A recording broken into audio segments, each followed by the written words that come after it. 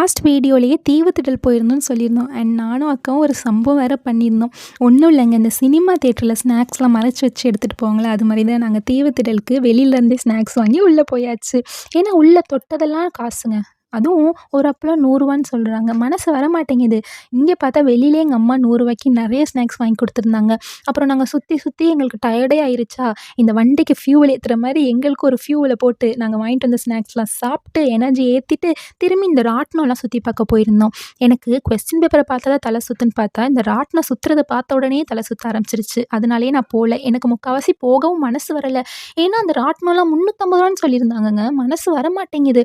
அப்புறம் வெளில இருந்தே பார்த்து, ரசிச்சு, இன்னும் நெறைய ஸ்னோ வேர்ல்டு, மேஜிக் வேர்ல்டு வச்சிருந்தாங்க. கோஸ்ட் ரூம் வச்சிருந்தாங்க.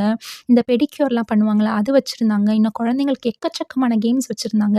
நான் சொல்றத விட நீங்க வந்து எக்ஸ்பீரியன்ஸ் பண்ணி பாருங்க. இன்னும் ஃப்ரெண்ட்ஸ் கேங்கோட வந்தீங்கன்னா, இன்னும் என்ஜாய் பண்ணலாம். ஸோ இந்த மந்த்க்குள்ள முடிஞ்சிரும். ஸோ மறக்காம வந்து எக்ஸ்பீரியன்ஸ் பண்ணி பாருங்க. டாட்டா, பாய்.